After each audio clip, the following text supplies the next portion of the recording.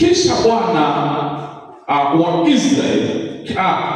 wana wa Israeli walifanya yaliyo maovu mbele ya macho ya Bwana. Bwana akawatia mikononi mwa Wamidiani muda wa miaka 7. Mkono wa Wamidiani ulikuwa na nguvu juu ya Israeli. Tena kwa sababu ya Midiani, wana wa Israeli walijifanyia hayo mashimo yaliyo milimani na hayo mapango na hizo ngome. Basi ikawa hapo Israeli walipokuwa wamepanda mashamba, Wamidiani wakakwea na Wameleki na hao wana wa mashariki wakawavamia, wakapiga kambi juu yao na kuyaharibu hayo mavuno ya nchi hadi kufikia Gaza. Wala hawakuacha katika Israeli riziki yoyote. Bwana Yesu asifiwe. Unaona, wana wa Israeli wakati wako katika nchi yao, walipokengeuka, walipokosa kumkubali Mungu kwenda jinsi Mungu anavyotaka, wakaenda wakajijengea madhabahu. Ndio unaona wengine walianza kuabudu sanamu zingine, wakaanza kujisimamishia. Mungu akawaacha katika mikono ya Wamidiani miaka 7. Bwana Yesu asifiwe. Chochote walifanya kiliharibiwa na Wamidiani. Walilima vizuri lakini chakula chao kiliharibiwa. Walifuga lakini mifugo yao iliharibiwa. Kwa sababu gani? Mungu wakati walikuwa wamejisimamishia miungu yao, Mungu aliondoa ule utukufu wake ndani yao. Sasa miaka hii yote 7 ilikuwa ni ya mahangaiko ya wana wa Israeli. Kwa sababu ya nini? Ya madhabahu waliosimamisha. Ngoja tu nikupeleke, nakupa pointi pale. Nasema 7, ikawa hapo wana wa Israeli walipomlilia Bwana kwa sababu ya Midiani, kwa kumtuma nabii aende kwa hao wana wa Israeli, na yule akawaambia, Bwana yeye Mungu wa Israeli asema hivi, mimi niliwaleta ninyi mkweli kutoka Misri, nikawatoa katika nyumba ya utumwa, nami niliwaokoa na mikono ya Wamisri na mikono ya watu waliokuwa wakiwaonea, nami niliwafukuza watoke mbele yenu, nami niliwapa ninyi nchi yao. Kisha niliwaambia, mimi ndimi Bwana Mungu wenu, msiiche miungu ya Waamori ambayo mnakaa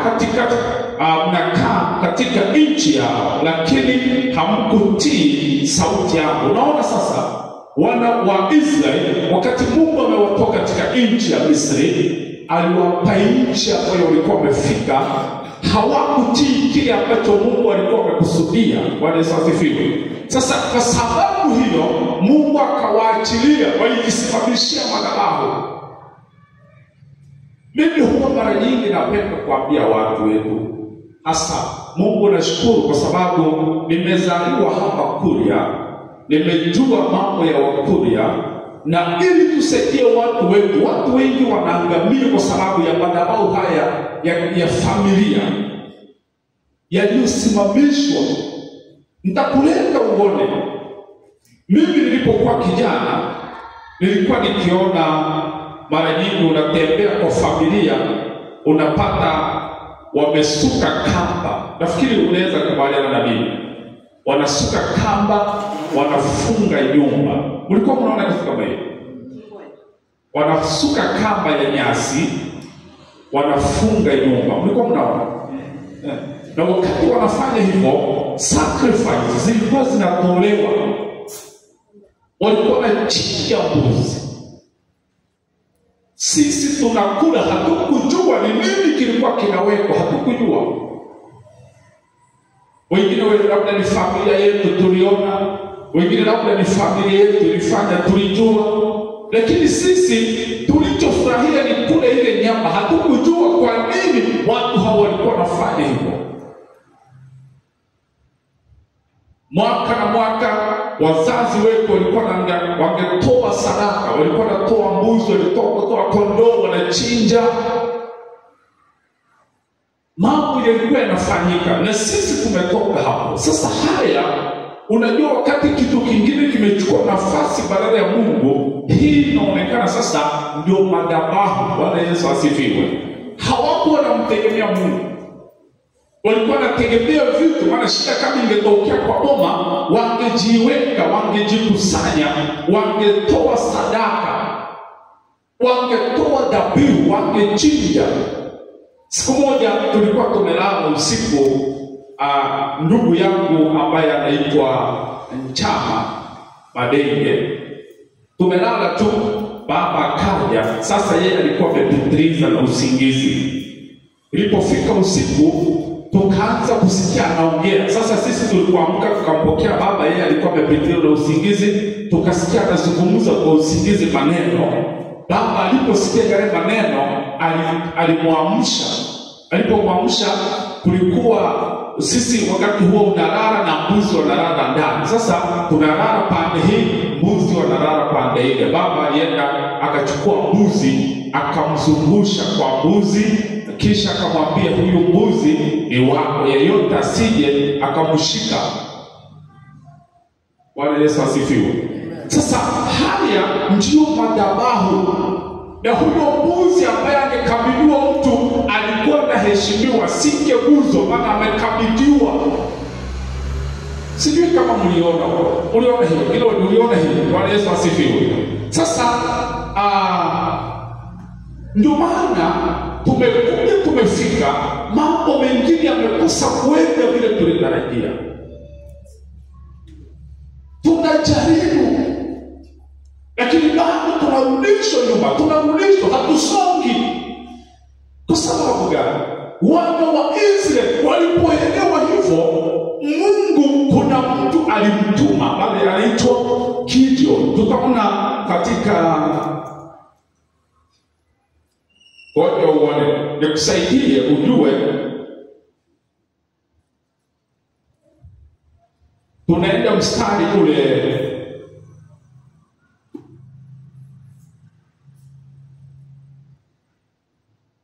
mstari wa 11. Malaika wa Bwana akaenda kaketi chini ya mwaloni uliokuwa katika Ofra, uliokuwa mali yake Yoashi. Yoashi ndiye aliyekuwa baba yake Gideon. Na katika nyumba yao Gideon, Yoashi walikuwa wamesimamisha miungu, madhabahu yalikuwa yamesimamishwa. Sasa Mungu anaona kijana ambaye alikuwa anaitwa Gideon. Tutaona mstari ule wa 13, inasema hiyo 6:13. Gideon akamwambia, Bwana wangu, ikiwa Bwana yupo pamoja nasi, mbona mambo haya yote yametupata? Yako wapi matendo yako ya ajabu uliyotuahidia baba zetu, wakisema, je, siye Bwana aliyetuleta huko kutoka Misri? Ila sasa ametutupa naye ametutia katika mikono ya Wamidiani. Bwana akamtazama akasema, nenda kwa uwezo wako juu ukawaokoe Israeli na mkono wa Midiani. Je, mimi si mimi niliyekutuma? Akamwambia, Bwana, nitawaokoaje Israeli kwa jinsi gani? Tazama, jamaa zangu ndio walio maskini sana katika Manase, na mimi ndimi niliye mdogo katika nyumba ya baba yangu. Bwana Yesu asifiwe. Nataka nilete uelewe. Sasa Gideon, baada wana wa Israeli wamefungwa na madhabahu ambayo ninayazungumzia, mambo yao hayakuweza kuendelea. Mungu akaona Gideon anazungumza. Alipomwapia, Gideon anamuuliza Mungu, kama ulikuwa pamoja nasi, mbona tumeyapitia haya? Bwana Yesu asifiwe. Kumbe Mungu anaweza kuwa anatujua, anaweza kuwa anajua kile tunachopitia, lakini kwa sababu kuna vitu vimewekwa vizuizi, tunaweza kosa kuona mkono wa Mungu. Bwana Yesu asifiwe. Haleluya.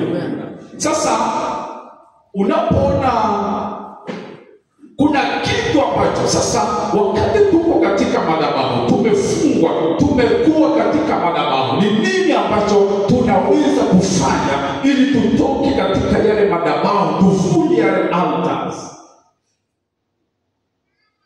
Unajua, naomba nikulete tena uelewe, kuna mambo mengine yanaweza kuwa yanatokea kwa maisha yako, unaweza ukalaumu hata ni wachawi, lakini si wachawi. Kuna altars, kuna madhabahu ambayo hayana taka ya kuachilia. Bwana Yesu asifiwe. Yana nguvu, maana yalisemewa, yalizungumziwa maneno juu ya hata saa zingine majina. Wakati mmoja nitakuja, Mungu anisaidie, nafikiri next lesson itakuwa juu ya majina. Utaelewa majina yana nguvu gani katika maisha yetu. Takuja nikulete katika majina. Sasa Mungu, hatua ya kwanza ili tuvunje madhabahu, kuna kitu tunapaswa kuandaa ambacho inaitwa sacrifice. Bwana Yesu asifiwe. Haleluya. Unanipata vizuri?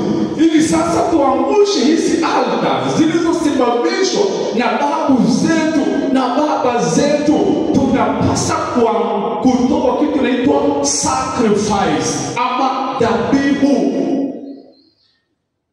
Huwezi vunja madhabahu bure kwa kuombewa, kwa kuwekewa mikono. Utawekewa mikono, lakini shida bado lazima kukufuatilia. Sasa hapa ngoja nikupe andiko, si maneno yangu. Baada Mungu amesema na Gideon, ngoja uone.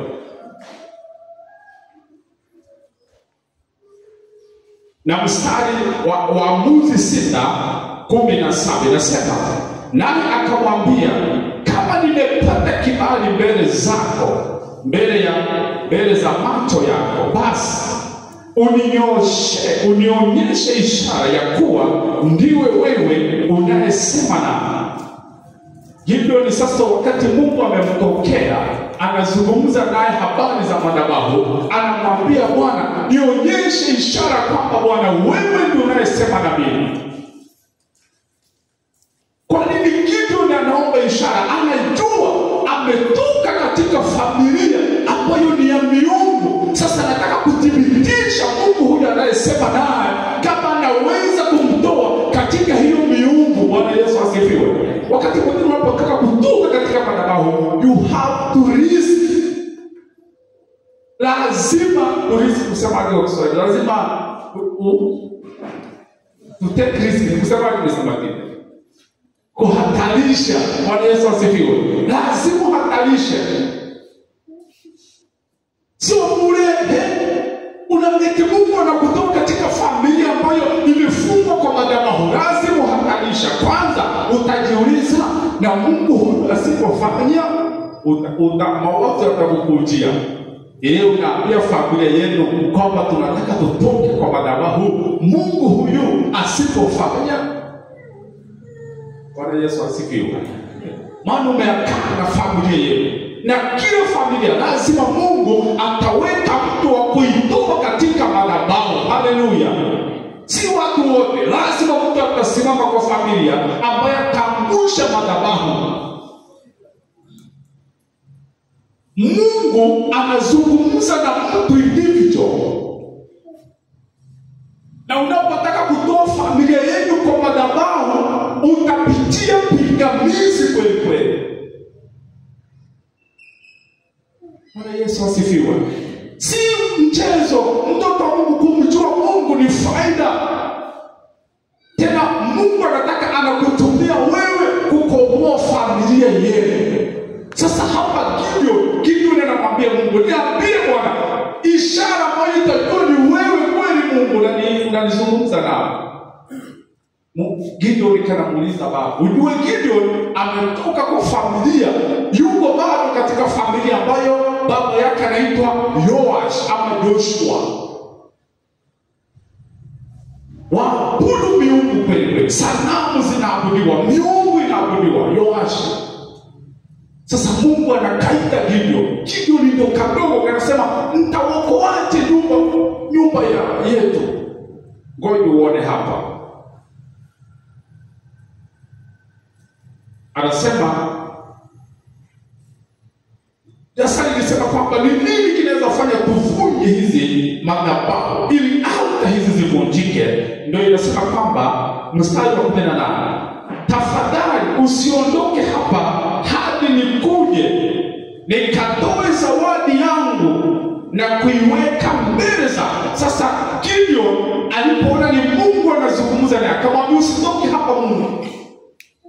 Nataka niende nilete zawadi yangu niweke miguuni pako. Anazungumza na Mungu. Bwana Yesu asifiwe. Ili tuvunje altars, ili tuvunje madhabahu yanayotuzuia tusisonge, tusifanikiwe, ni lazima tutoe sacrifice. Bwana Yesu asifiwe. Sio bure.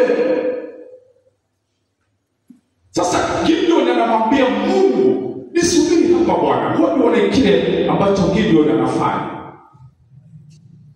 Basi Gideon akaingia ndani, akaandaa mwana-mbuzi na mikate isiyotiwa chachu na ya efa na unga, akatia ile nyama katika kikapu, akautia mchuzi katika nyungu, akamletea hapo nje chini ya mwaloni akampa. Na malaika wa Mungu akamwambia, itoe nyama na mkate isiyotiwa chachu. Mara nyingi tunasikia katika Biblia sadaka inasemwa isiyotiwa chachu.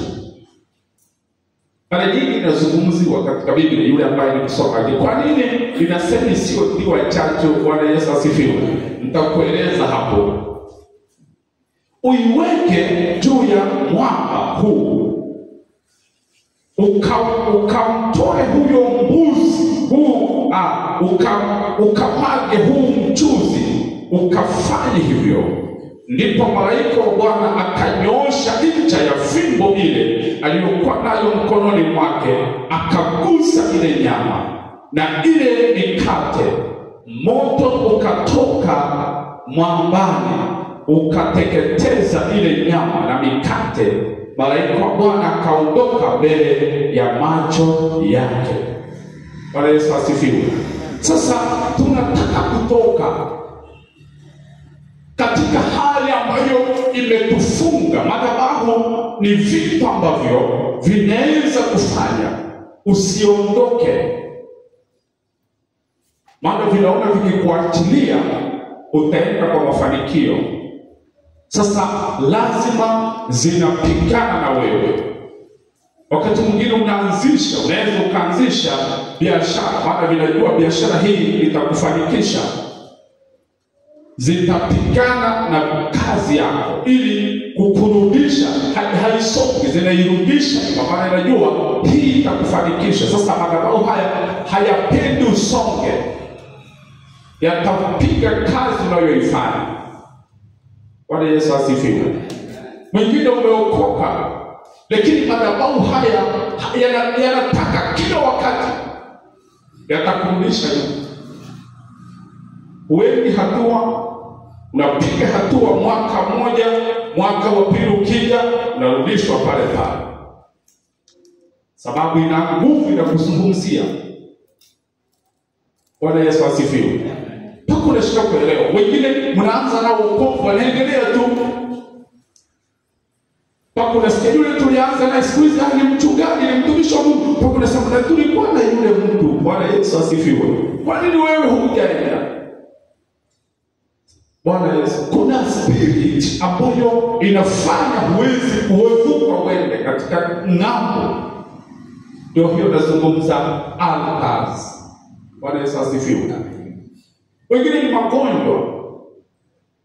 Madhabahu yaliwekwa, nasema hawa lazima magonjwa yawafinyilie.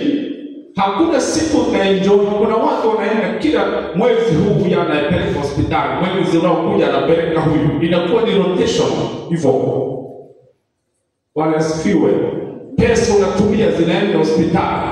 Na tena mara nyingi shida zinaseti watu. Wakati ukipata pesa ndio shida zinatokea. Ili usifanikiwe kile unachokipata. Haleluya. Bwana Yesu asifiwe. Sasa hizi ni anga. Gideon sasa Mungu anamtoa, amesikia sauti ya Mungu. Ujue bado wako mpaka anamuuliza Mungu kwamba mbona kama Mungu ni pamoja nasi? Mbona familia yetu hata ni maskini? Bwana Yesu asifiwe. Kama kuna kitu ambacho tunataka kuvunja zaidi ni roho ya umaskini katika familia. Hii roho inaweza tembea kwa kubwa sana. Bado unaona ukitaka kuinuka tu katika familia yako, utanenewa maneno. Huyu kaenda wapi? Huyu kaenda sijui damu, sijui kafanya nini? Maana wanaona kuna kitu kinataka kutokea pale. Sasa nikulete tena 22 hiyo Waamuzi 6:22. Gideon akaona ya kuwa malaika wa Bwana, akaona ni malaika wa Bwana, akaondoka akasema, ole wangu Mungu wangu, na kuwa nimemuona Bwana na uso kwa uso. Bwana akamwambia, amani iwe pamoja nawe, usiogope, hutakufa. Ndipo Gideon akamjengea Bwana madhabahu hapo, akaita jina lake Yehova Shalom. Hata hivi leo iko huko katika Ofra ya Wabiezeri. Ngoja sasa uone, wana wa Israeli wamesumbuka katika mikono ya Wamidian miaka, nilitangulia kusema miaka mingapi? 7. Sasa Mungu hii dhabihu aliyoitoa, sasa Mungu anamzungumzia, anamwambia shika ng'ombe ya baba yako wa miaka 7 ulitolea sacrifice. Sasa huyu ni Mungu anakuzungumzia. Bwana Yesu asifiwe. Mungu anakwambia, Marasia, chukua ng'ombe ya baba yako miaka 7, nenda unichinjie. Sijui kama atakuwa na maswali na Mungu. Sijui kama atamuuliza Mungu, Baba kweli ataniruhusu? Na mimi naweza kuuliza, hata wewe utamwambia Mungu hivyo. Bwana Yesu asifiwe. Lakini Gideon amezungumziwa. Ndio hii, soma Biblia yako ile Yoshua Waamuzi 6:25. Ametoa dhabihu kwa ajili yake mara ya kwanza. Uelewe hii.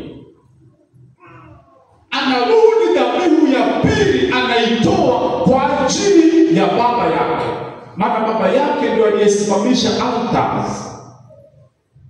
Tusome Waamuzi 6:25. Nasema, ikawa usiku huo huo Bwana akamwambia, mtoe ng'ombe wa baba yako, yani ng'ombe wa pili. Naona sadaka vilivyo, ametoa yake, hajajua amemaliza hii, lakini Mungu anapili kwa anamwambia, sasa sadaka ya pili ni kwa ajili ya baba yako. Bwana Yesu asifiwe. Umeshakumbuka kutoa hivyo kweli?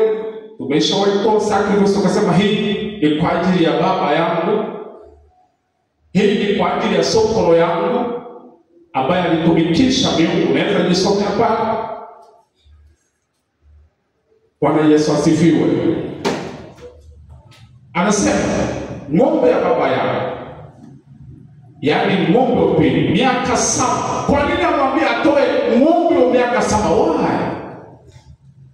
7 hii inasimamia miaka walioteseka katika mikono ya Wamidian. Ina maana kila mwaka ulikuwa unasimamia mwaka walioteseka katika mikono ya Midian.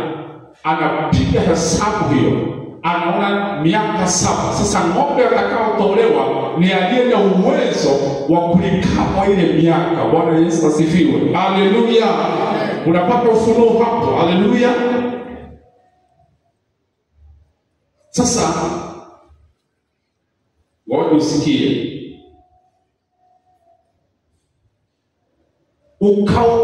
Ukayangushe madhabahu ya Baali aliyonayo baba yako. Unaona?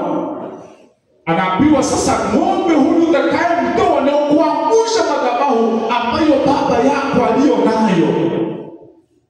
Yoashi. Jamaa sasa, ndio maana nilisema kwamba ili utoke you have to take risk. Jamaa na kanazungumziwa hakamwambii baba. Juzi moja tumekutana na kijana mmoja, akawa ameniomba ushauri nikusaidie. Ni wa dini fulani. Kamwambia, sikiliza my brother, hapo ulipo huwezi vunja madhabahu yanayosumbua familia yenu. Huwezi yavunja. Haleluya. Lazima utoke. Kaniambia wazazi wangu wa familia yetu itanielewaje? Nikamwambia you have to take risk. Bwana Yesu asifiwe. Haleluya. Kuvunja madhabahu hakuna mjadala. Tuambie familia yetu ilikuwa inaabudu hivi, hiyo ni yako. Mimi nilipomjua Mungu, uliza historia yangu ujue nilikuwa naabudu wapi, kanisa gani. Ndio sitaki kufanya hapa. Lakini nilipotaka kujua Mungu, kusimama nijielewe, kujiombea, ilibidi nichukue hatua. Nilipochukua hatua, watu walinifuata. Tuliokuwa tunashiriki nao walinifuata. Kaja mpaka kesho wanakaa wakasema huyu mtoto amepotea. Ameacha kanisa ya sokoro yake na gongo yake. Kwa nini? Kawaambia sijapotea. Bado niko kwa Mungu. Bwana Yesu asifiwe. Haleluya. Tena cha ajabu na shangana sana Mungu. Wale watu waliokuwa wanakuja kunifuata nimepotea, ndio wanakuja hata na wasaidia na maombi. Bwana Yesu asifiwe. Haleluya. Sasa Gideon ana take risk. Achukue ng'ombe wa baba yake bila ruhusa achinje. Sijakwambia nichukue ng'ombe, nataka uelewe. Bwana Yesu asifiwe. Na ndio wengine wakaanza kusema sasa pastor, hata sisi twende kuchukua. Sikiliza ambacho Mungu amesema. Huyu ni Gideon alizungumziwa hivi. Mungu haji na ufunuo mmoja, anakuja na ufunuo mwingi. Haleluya. Sio kile Gideon alifanya wewe uchukue tena na wewe ng'ombe. Mungu aseme na wewe. Huyu ni Mungu alisema na Gideon. Na kile Mungu anachosema na wewe kuhusu madhabahu ya familia yenu fanya. Hakuna negotiation na Mungu. Mwambie Mungu, kile Mungu amesema fanya. Haleluya. Sasa inaendelea nasema, unaona hii ilikuwa ni kuvunja madhabahu juu ya ng'ombe hii kwa taratibu zake. Ukamtoa yule ng'ombe wa pili na kumtoa awe sadaka ya kuteketezwa kwa kuni na ile Ashera aliyoikana. Unajua sadaka inazungumza watoto wa Mungu. Na unapotoa, mimi nakumbuka kuna ushuhuda mmoja niko nao, labda watu wamesahau, ndugu yetu Kinodi. Wakati mmoja mke wake akipitia shida. Wakati huo Kinodi hakuwa mshirika wetu. Kwanza alipokuwa anasikia mke wake amekuja hapa, alikuwa anamgombeza kweli kweli. Si kweli Kinodi? Unafuata nini kosa? Unafuata nini? Bwana asifiwe. Mke akiona kuna kanafasi, anaponyoka na kuja anashiriki nasi. Siku moja mimi sijui, Mungu akawa amemzungumzia Kinodi. Unapochukua action kutoa sadaka, ni Mungu amesema na wewe.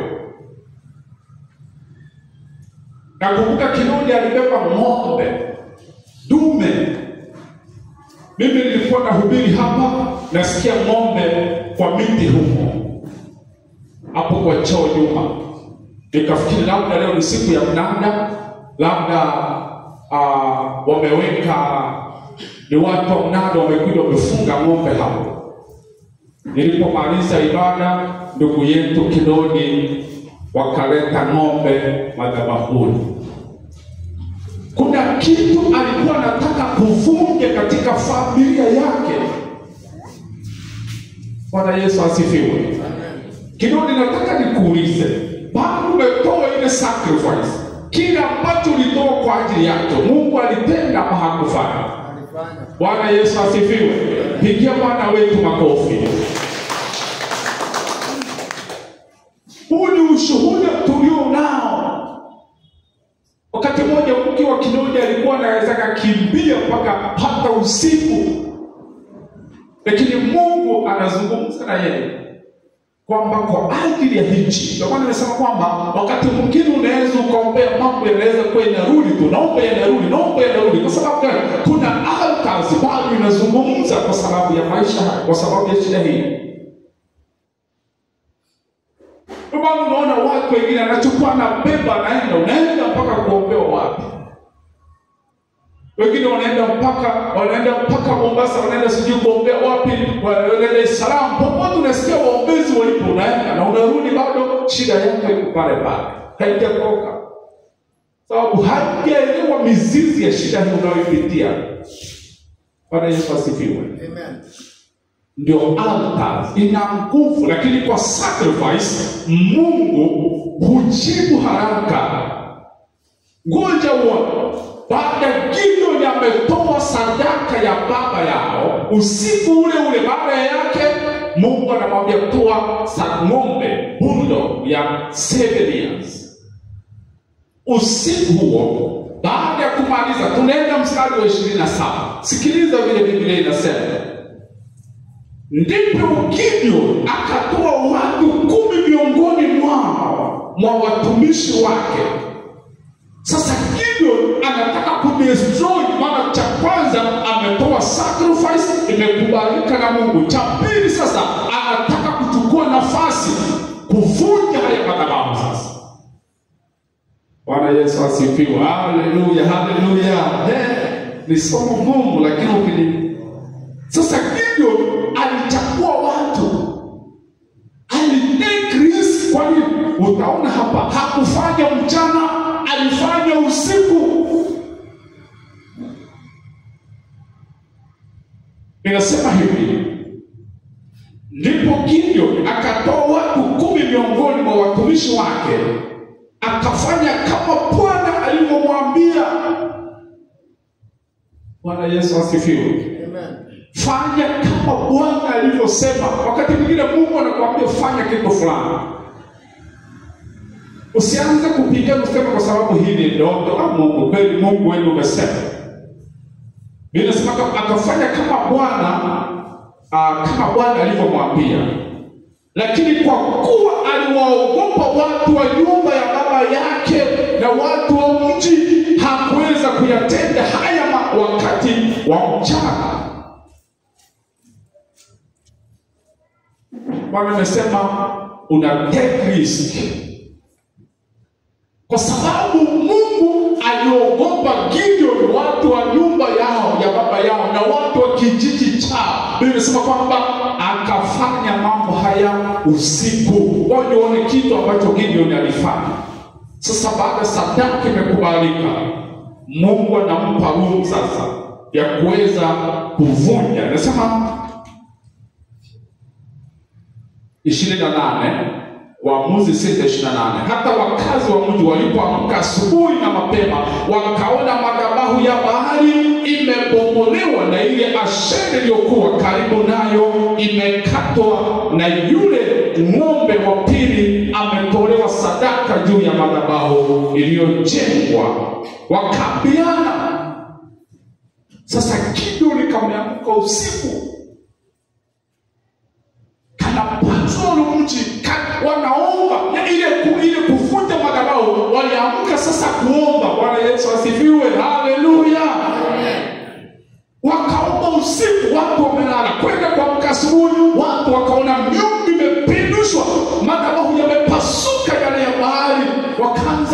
anajiuliza nani alifanya mambo haya? Unaona, ili utoke lazima urisk yourself. Wokovu, my friend, wakati mwingine ni kusimama, haleluya, kulipa gharama kwa ajili ya kile familia inapitia. Kuna mambo yanaweza kuwa yanafanyika kwa familia, wengine wanaweza kuwa ni kawaida, lakini in the spiritual realm si kawaida. Kuna madhabahu. Na lazima Mungu tena ashukuriwe Mungu kwamba kwa kila madhabahu Bwana atainua mtu akusaidia. Haleluya. Amen. Mungu atatuma mtu akusaidie. Inasema sasa asubuhi watu wanaulizana, ni nani amebomoa madhabahu yetu haya? Kijiji kila mtu anauliza, maana walitegemea hiyo ndio Mungu, lakini ilikuwa inawazuia wasifanye mafanikio yao. Kuna watu wameridhika na hali wanayoipitia. Unasema hata kama tunasumbuka, acha tusumbuke tu. Labda hivyo Mungu alitupangia. Mungu hajakupangia hiyo. Haleluya. Amen. Sasa wakaambiana, na 29, ni nani aliyetenda jambo hili? Walipotafuta habari, wakauliza wakisema, Gideoni mwana Yoashi ndiye aliyetenda jambo hili. Sasa kijiji chote kimejua aliyebomoa madhabahu haya ni Gideoni. Tumtafute. Haleluya, haleluya, haleluya. Wakaamka na hasira, maana miungu yao imebomolewa. Wakaenda mpaka kwa baba yake Gideoni, Yoashi, akamwambia, mtoto wako lazima tumwangamize, mtoe tumwangamize.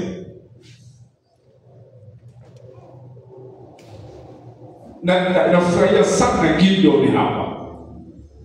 Lakini Mungu aliye wa kweli, wakati ametenda jambo, baba yake akawaambia, kama Baali hakujitetea mwenyewe, amepasuka, miungu yake imeharibika, basi Gideoni msimuguze. Haleluya, Bwana Yesu asifiwe. Amen. Baba yake anawaambia, kama Baali ni Mungu, amebomolewa, kama hakujitetea, ina haja gani mnamtafuta Gideoni? Baba yake akaokoka kwa sababu ya Gideoni. Haleluya, Bwana Yesu asifiwe. Unaweza kuleta wokovu kwa familia yenu. Ngoja tena nikuonyeshe. Mnalipata vizuri. Kunyora mule. Wow. Kidogo tena nikupe.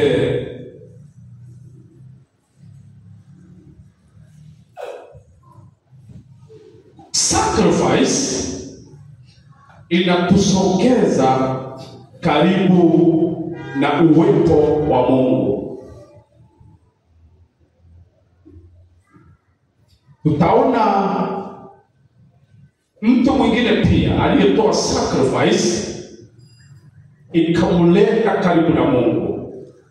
Mambo ya Wapili wa Nyakati, 2 Chronicles chapter 1 verse 6 to 7. Mambo ya Pili wa Nyakati. Tusome hiyo. Aliyepata anaweza kusomea. Haleluya. Bwana Yesu asifiwe. Inasemaje? Aliyepata kwa Kiswahili.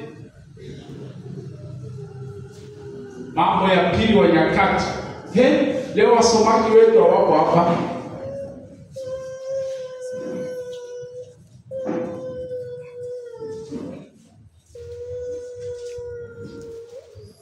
Asante mzee wa kanisa. Mambo ya Pili wa Nyakati.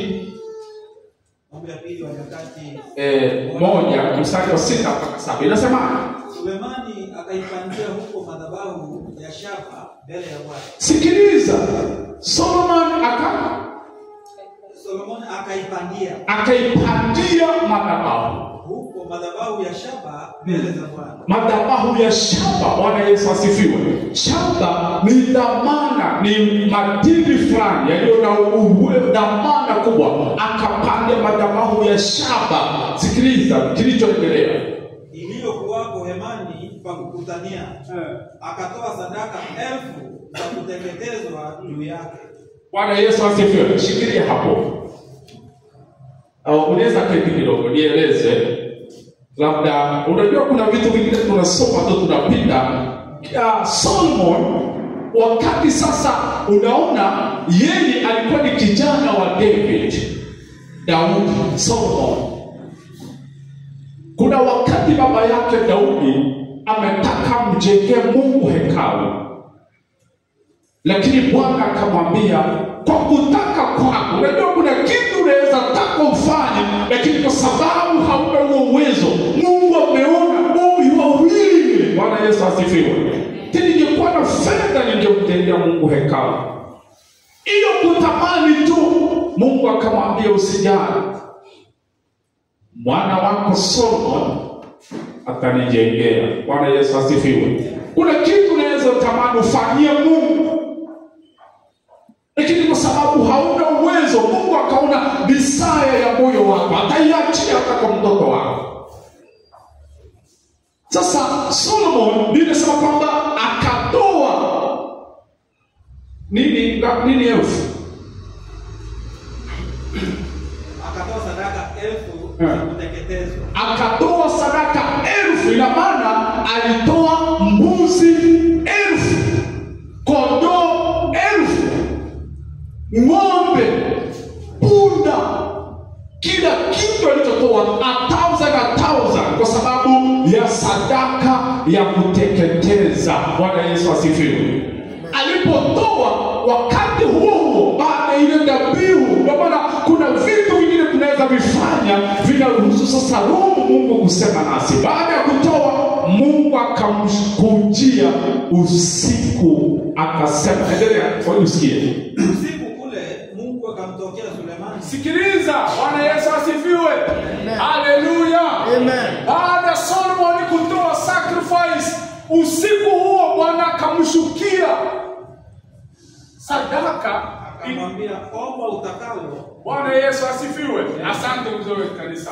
Sasa madhabahu yamevunjika, sadaka imetoka, Mungu anafungua room, anamwambia Solomon, omba, maana naona sadaka umeitoa imegusa moyo wangu. Omba sasa chochote unachotaka.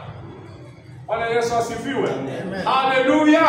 Amen. Wakati mwingine dhabihu ni ngumu kuitoa, lakini unapoitoa inakupa room. Mungu anasema sasa omba unachotaka. Haleluya.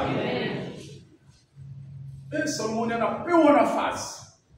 Kama ni wewe, Mungu amekupa nafasi na kuambia kinodi sasa omba unachotaka kwa Mungu. Sasa hivi Mungu sasa anauliza hapa, omba unachotaka. Kila mtu ataombaje? Ngoja nisikie huyo atasema unataka nini wewe? Bwana Yesu asifiwe. Amen. Kila mtu ataomba. Watu wana mahitaji. Mwingine ataanza nataka simu. Yaani bali simu Mungu simu. Abakungu misoro nyabaiseke mufureke nane bakegeke. Kila mtu ana mahitaji. Ama kuna mtu anayeenda. Bwana Yesu asifiwe. Mama yaya, unaweza ambia Mungu nini sasa? Anasema Mama Esther, nini unachotaka? Sauti ya Mungu inakuuliza, ni nini unachotaka nikufanyie? Hicho. Naona usiniambie, lakini ndio hicho ulikuwa unataka kusema. Bwana Yesu asifiwe. Sasa Solomon alichomwambia Bwana, alisema kwamba Bwana, nahitaji hekima, wisdom. Bwana Yesu asifiwe. Haleluya. Huo ndio ulikuwa moyo wa Solomon. Maana alijua kwa uongozi anahitaji hekima. Utaendelea kusikia, endelea kidogo. Sulemani akamwambia Mungu, umemfanyia baba yangu Daudi fadhili kuu. Nawe umemmilikisha mimi badala yake. Bwana Yesu asifiwe. Sikia mambo ya Solomon. Anasema umemfanyia baba yangu makubwa. Wakati mmoja Daudi alitaka kuuawa na Sauli, Bwana ukamlinda. Umefanyia baba yangu, unaona, wakati dhabihu. Bwana Yesu asifiwe. Imekupa room sasa, imekufungulia nafasi. Mungu anasema nini? Solomon anasema, "Baba, Mungu umemfanyia Mungu baba yangu, umempa ufalme, tena baba umenipa na mimi." Endelea. Basi sasa Bwana Mungu, na nimnyakinie baba yangu Daudi neno lako. Maana umenitawaza niwe mfalme juu ya watu wengi kama mavumbi ya nchi. Basi sasa nipe hekima na maarifa, nijue kutoka na kuingia mbele ya watu hawa. Kwa kuwa ni nani awezaye kuwahukumu watu wako hawa walio wengi? Amen. Bwana Yesu asifiwe. Anataka hekima. Eti Mungu, nahitaji kuongoza kama vile wewe yule leader. Unapoongoza watu, unamwambia Bwana, nahitaji hekima yako kuongoza kanisa lako. Bwana Yesu asifiwe. Nahitaji hekima yako katika huduma ninayofanya, katika uimbaji ninaofanya, nahitaji hekima yako. Hata nikiwa na familia yangu, nahitaji hekima yako. Kuna wazazi wengine wanaongea maneno hata mbele ya watoto hata hayana hekima. Bwana Yesu asifiwe. Na watoto wetu wa siku hizi wamekuwa werevu kweli. Hii generation ya siku hizi, hii kizazi hii kweli ni kompyuta.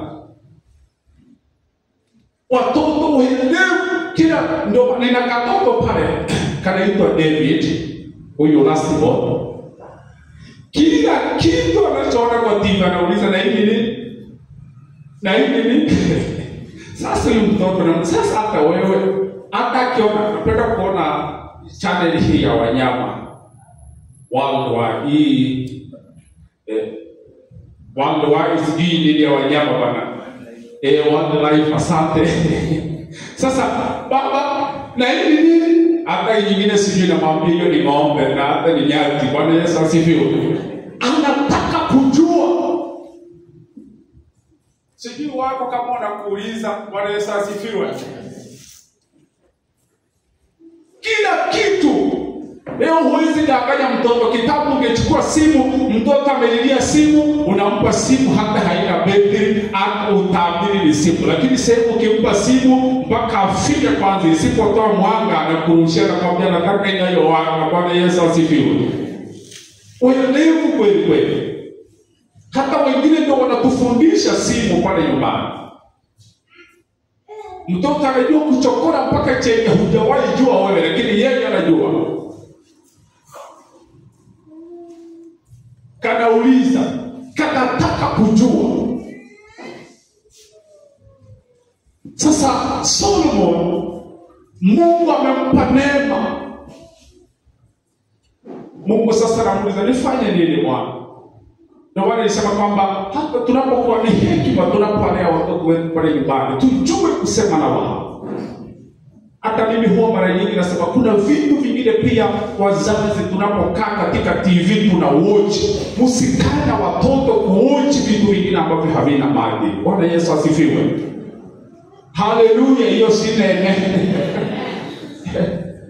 Unapata mama ameseti channel fulani, vitoto vichanga. Unajua wale watu wanaotoa vipindi vile, kuna vitu wanasema parental guide. Inasema 13 years and over, 18 years and over. Wengine hamjui hiyo, unafikiri ni tarehe ya movie. Bwana Yesu asifiwe. Kajua kana tarehe 13 ya alichokele. Inasema 13 years. Sasa kama mtoto wako hajafika miaka 13, usimruhusu. Kwa mfano ako under 4, 3, 8 asione hii. Hajafika 18, usimruhusu. Lakini wazazi hakujajua kuselektia watoto wetu. Ndio maana leo hii kizazi kingi kimepotoshwa na media.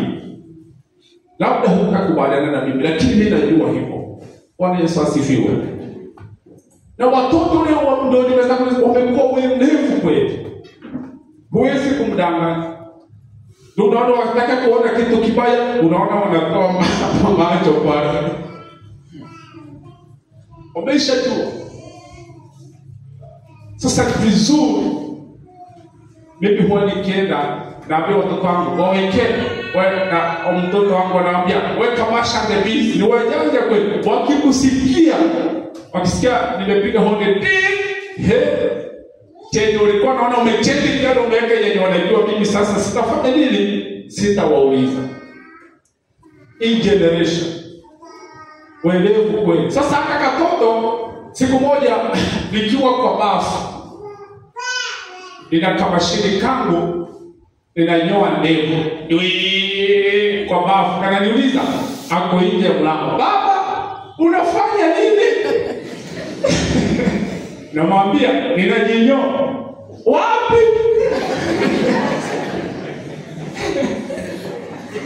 Toto yanataka mpaka wapi unanyoa? Unanyoa ndevu. Sasa hii generation ni uelewa kweli, sisi kama wako wanapitisha mambo kama wanaweza sifiwe. Sasa nikamuuliza yule mtoto alikuwa anafikira nanyoa wapi tena?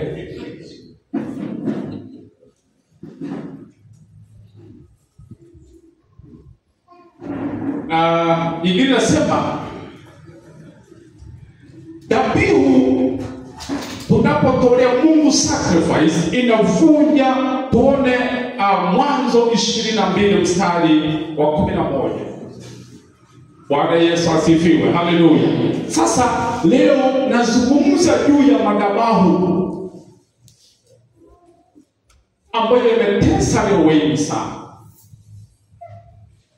Yamefanya watu wengi wasisonge, wasiendelee. Yale matarajio yako unapanga, madhabahu hawezi kuruhusu yafikie. But tunaposonga katika sacrifice, tunapata neema. Tuone Mwanzo 22:11. Inasemaje mzee wa kanisa? Ndipo malaika wa Bwana akamuita kutoka mbinguni. Bwana Yesu asifiwe. Unaona? Endelea. Akasema, Ibrahimu, Ibrahimu. Naye akasema, mimi hapa. Akasema, usimnyoshee kijana mkono wako, wala usimtendee neno, kwa maana sasa ninajua ya kuwa unamcha Mungu. Iwapo hukunizuilia mwanao wa pekee. Ibrahimu akainua macho yake akaangalia, na tazama, kondoo mume yuko nyuma yake, amenaswa pembe zake katika kichaka. Basi Ibrahimu akaenda akamtoa huyo kondoo, akamtoa awe sadaka ya kuteketezwa badala ya mwanawe. Amen. Tupe wana wetu makofi jamani. Sacrifice, sadaka wakati mwingine inayouma. Haleluya. Unaitoa mpaka hata wewe mwenyewe unajihurumia, unatoa machozi, unasema hii inaenda tu, inagusa sana moyo wangu. Mungu amempa Ibrahim mtoto akiwa na miaka 99, karibia 100. Ndio maana nilisema kwamba wakati Mungu amesema no bargaining. Haleluya. Bwana Yesu asifiwe. Wakati Mungu amekufanyia fanya hii, fanya. Huyo ni Mungu. Amempa mtoto Ibrahim miaka, amempa Isaac, na Mungu huyo anamwambia nitolee Isaac sacrifice, nitolee.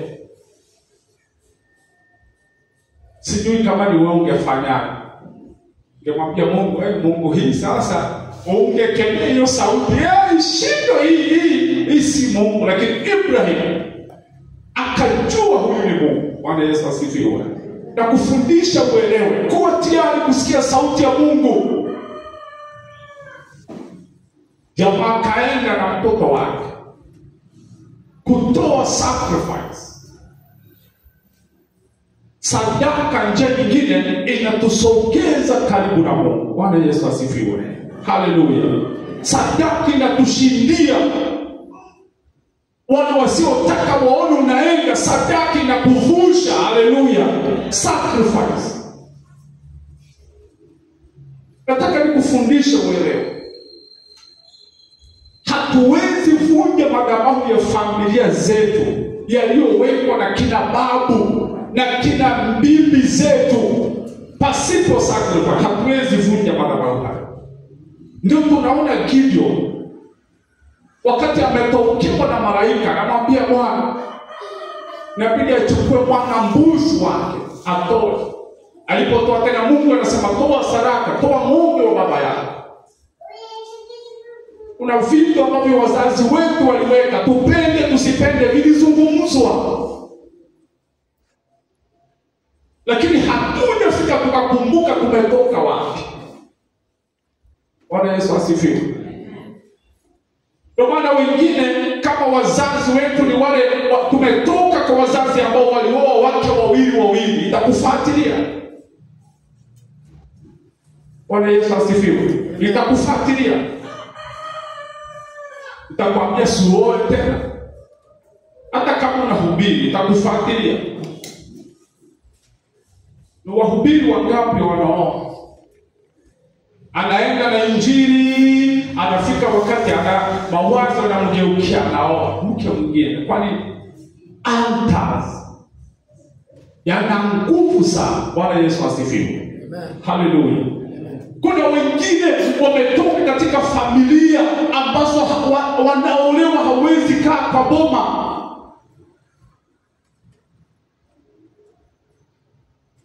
Itafuatilia mpaka watu wamejua familia hii ikiolewa haikai kwa boma. Wanajua. Sijui kama unanitaka. Bwana Yesu asifiwe. Amen. Familia hii hawazai watoto wa kiume, hawazai watu wanaitwa hivyo. Hayo ni madhabahu yamesimamishwa na yana nguvu. Utaoa kwa hiyo familia, utazaa watoto, maana ilishasimamishwa. Haleluya. Anasema hao hawaolewi. Hiyo ni madhabahu yamesimamishwa. Siku moja, namshukuru sana Mungu. Mimi huwa sipendi kuambia maneno. Nilikuwa nimealikwa mkutano kwa kanisa fulani.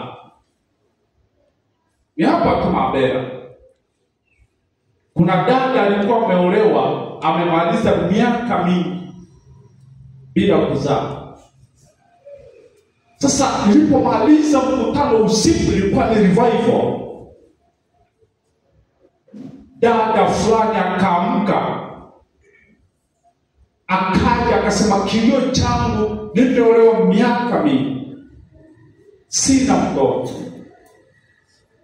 Nikasikia kwa moyo wangu, yawezekana ni leo nimekuja nimealikwa kwa kanisa hili kwa sababu ya huyu.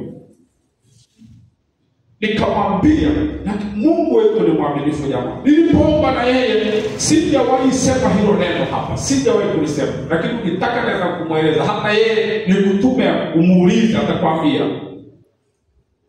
Nikashika mikono yake. Nikamwambia, mwakani majira kama haya, uwe na uzao kama wa mama wengine. Bwana Yesu asifiwe. Amen. Ilipofika muda ule, kabla muda ule, nikakutana naye barabarani. Nikaona anatabasamu. Nikajua Mungu yule tulimwambia kwa ajili ya dada huyu amefanya jambo. Bwana Yesu asifiwe. Amen. Leo hii dada yetu ana watoto, si mtoto Mungu alimpa. Ndio maana nimesema every situation Mungu ataruhusu mtu asimame kwa ajili yako. Haleluya. Sasa madhabahu yanaweza kuzuia hata uzao. Yanaweza kuzuia hata uzao.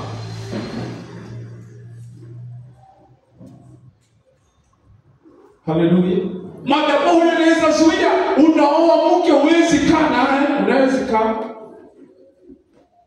Siku moja nikiwa kwa kiwanja nikiomba, kijana mmoja alikuwa na hitaji. Akaja, tulikuwa na crusade kule kwa Mama Jini. Jamaa mmoja akaja akaniambia, "Pastor, nimeoa wanawake mpaka 26." Nikashtuka hata mimi. 26 na wanaenda wote, hata mmoja. Kamwambia hii ndio altars. Bwana Yesu asifiwe. Tutatokaje pale? Ndio wakati mwingine tunahubiri watu wanaweza sema pastor anazungumza maneno. Kuna watu wamefungwa na madhabahu. Hawawezi kufanikiwa. Familia hii haiwezi kusonga. Tuone mambo mengine. Tuone Yoshua 6. Yoshua 6. Naomba tufungulie pale. Uone vile watu walikuwa wamefungwa na madhabahu. Bwana Yesu asifiwe. Na mimi kupitia kwa ibada hii, tunapoenda, tutakapoenda kuomba, Mungu akupe neema. Yawezekana wewe ndio Gideoni kwa familia yenu ambayo imeteseka. Bwana Yesu asifiwe. Mungu haja kulenda hapa kwa makusudi mabaya. Amekuleta kwa sababu. Ndio maana nilipojua nimekuja kanisani, nilielewa kwa nini Mungu amenileta kanisani. Napokuwa kanisani, elewa kwa nini. Haujaja kwa bahati mbaya. Mungu amekuleta. Kuna watu wanateseka nyuma yako. Simama. Bwana Yesu asifiwe. Gideoni ni kadogo kwa familia ya baba yake Yoashi. Mpaka wakati Mungu anasema nitasemaje na Mungu? Nitaokoaje familia yetu? Naweza kuokoa familia yetu kama utajielewa. Hapo ungependa familia yako ikaangamia? Hakuna mtu anayetaka familia yako iangamie. Na usipo wewe umejua hivi. Nilipokuwa nazungumza na yule kijana nikamwambia lazima take risk, lazima utoke. Wataniende waje sijui nini, nikamwambia my friend, haujapatia. Unaona familia zingine ni vifo vinaendelea. Lakini una uwezo wa kusimamisha hii roho ya vifo. Bwana Yesu asifiwe. Napata mtu ameuawa kwa 20 bob. Juzi mlisikia mtemwana mtu 20 bob anauawa. Sababu ni altar inazungumza.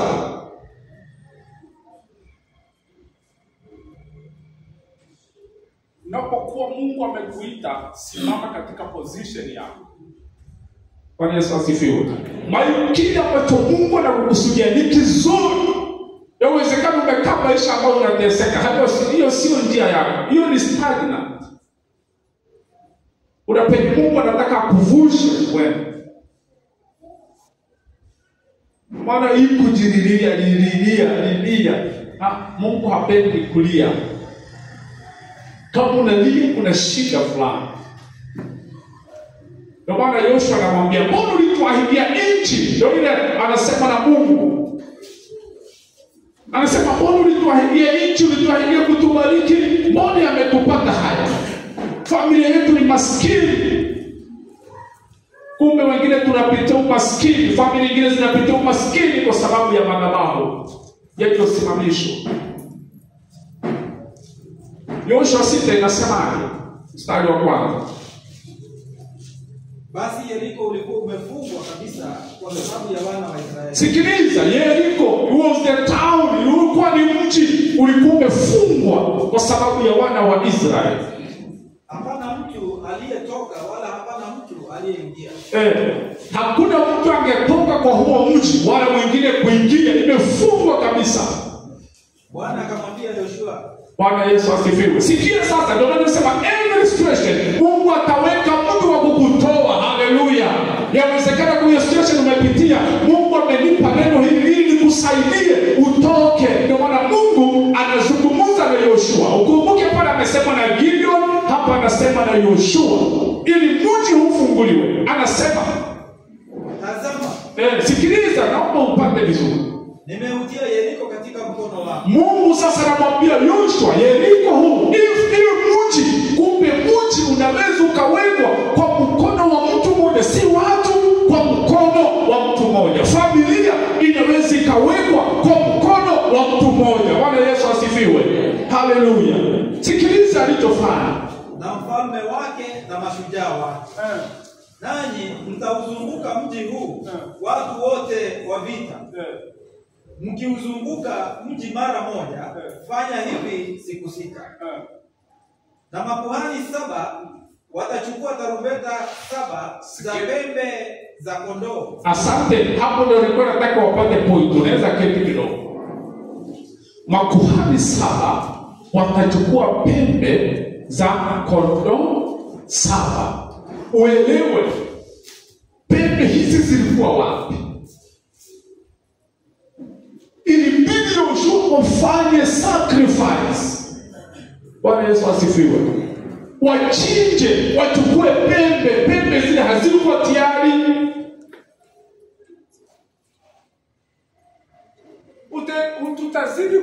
Tutazidi kulia. Oh Mungu, sisi tutatoka katika hali hii muda gani?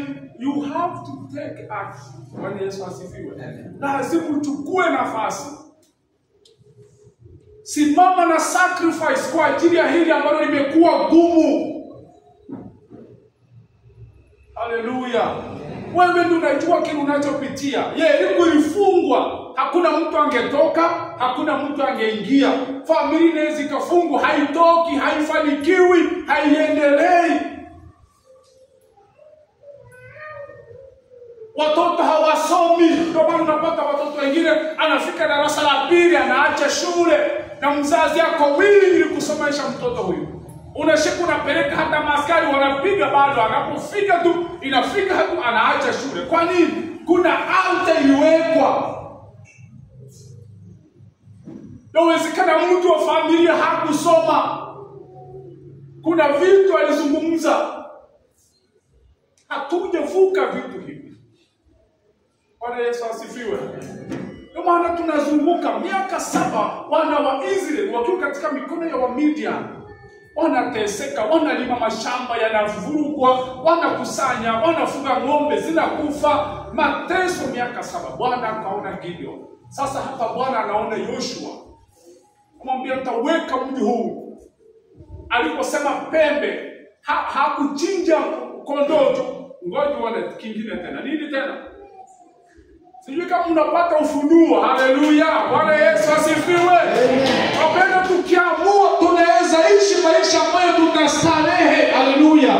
Walisema hautaendelea, wataona unaendelea. Maana madhabahu leo yamevunjika.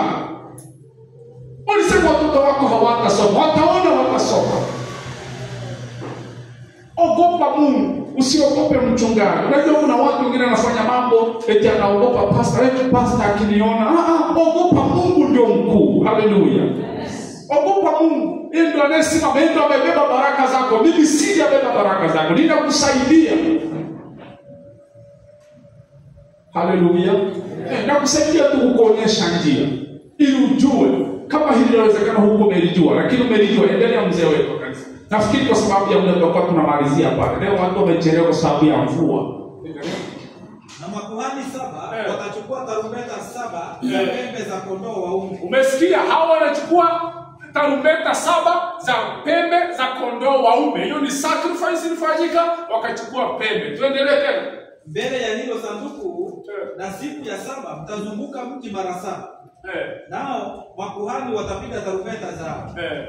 Kisha itakuwa watakapopiga hizo pembe za kondoo waume kwa nguvu, nanyi mtasikia sauti ya tarumbeta. Watu wote watapiga kelele kwa sauti kuu, na ukuta wa mji utaanguka chini pale pale. Na hao watu watapanda kila mtu akiendelea mbele ukabili. Bwana Yesu asifiwe. Baada ardhi imeharibika, kila mtu sasa atasonga mbele. Haleluya. Na kutabiria kwa ibada hii usonge mbele katika jina la Yesu Kristo aliye hai. Usonge mbele. Kama kuna baraka waone maisha yako yamebarikiwa. Haleluya. Kama walisema hautafika popote, waone ukifika. Hayo ndio maombi yetu. Fanikiwa kama wengine. Haleluya. Uajiri wengine kama wengine na wewe. Haleluya. Ujenge nyumba, urengeshe wengine kama wengine. Haleluya. Hizo nyumba hazijajengwa kwa ajili yako. una zako na wewe ni landlord. Ninasema hey pastor, taweza kujenga nyumba. Hayo wewe panua mawazo. Bwana Yesu asifiwe. Ndio unaona chain break, madhabahu ni kama chain imefunga. Sasa katika ibada hii, kwa sababu ya muda, sijui ni madhabahu gani yanasumbua familia yetu, ya kutokuendelea, ni ya magonjwa, ni ya umaskini. Bwana Yesu asifiwe. Ni ya kutokuolewa. Moja ni kuambia mtoto wa Mungu, vitu vingine tunaviendea kwa magoti. Ilifika wakati mwingine, my sister last born, wale ambao mnamjua anaitwa Tatu, alikuwa anaolewa, anaenda kwa miji, anakaa tu kidogo, anatoka. Siku moja nikamwambia Mungu, ili siri na kufichulia, nikamwambia Mungu,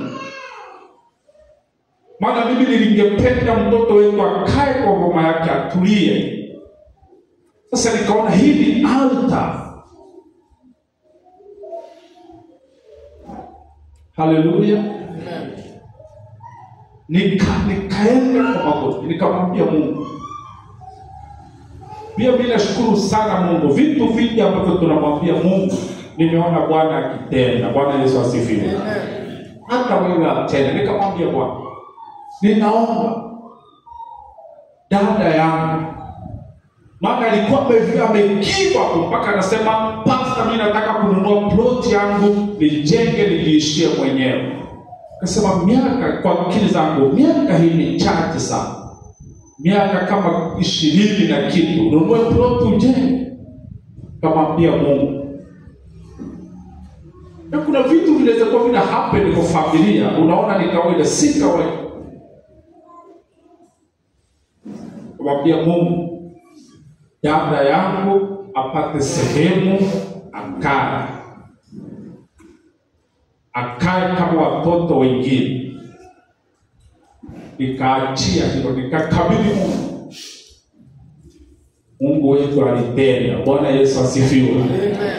Hata juzi mama alienda sherehe, akapewa ng'ombe ya mkumbu. Nasema Mungu, wow, Bwana Yesu asifiwe. Mungu wetu, kuna vitu ambavyo tunaviharibu kwa maombi. Sijui kama Mungu unaposema hivyo anasema na moyo wako. Ona hiyo boundary imelimit familia yetu. Hiyo Mungu akikuita wewe ndio Gideon, wewe ndio Yoshua. Haleluya.